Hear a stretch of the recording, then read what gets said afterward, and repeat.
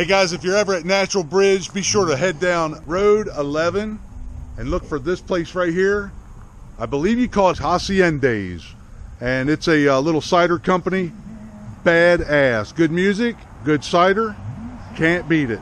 Awesome hospitality, check them out. We're gonna go inside, listen to some music.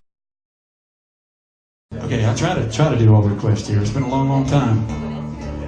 And I can't say that Steve and I have ever played it together, so. This is a song that I had out of radio about 2011, I guess. And it did okay. Didn't become huge.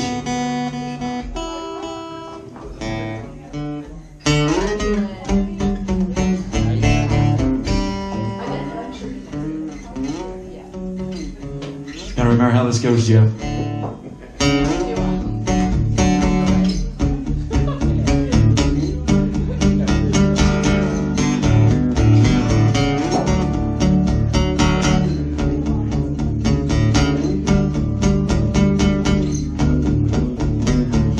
Daddy said it'll be over my dead body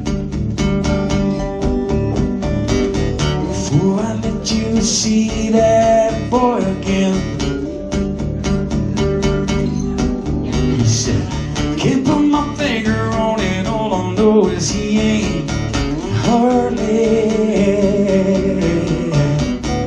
who I pictured holding my baby's hand. Said I love him, Daddy. He said get over it. I can't go away for one, and they just call it quits.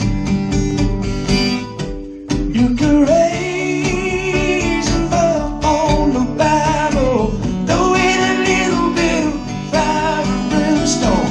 Show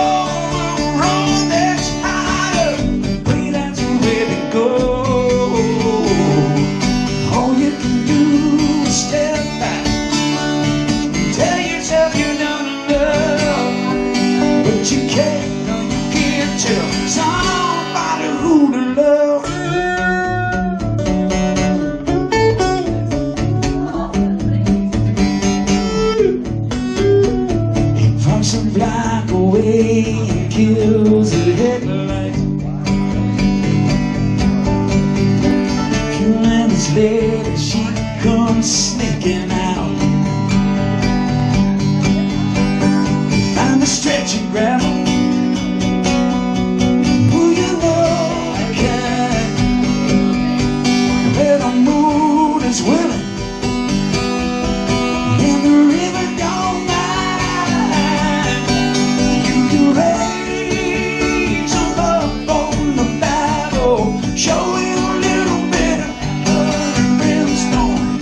You're on the road that's higher, hey, that's where they go. All you can do is step back and tell yourself you're not enough, but you can't, no you can't tell somebody who to love.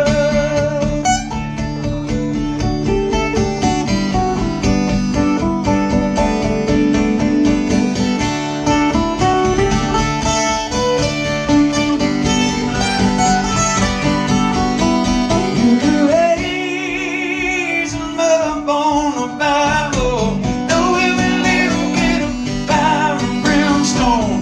Show a road that's higher, hey, that's where they go. All you can do is step back and tell yourself you've done enough, but you can't, no you can't tell somebody who to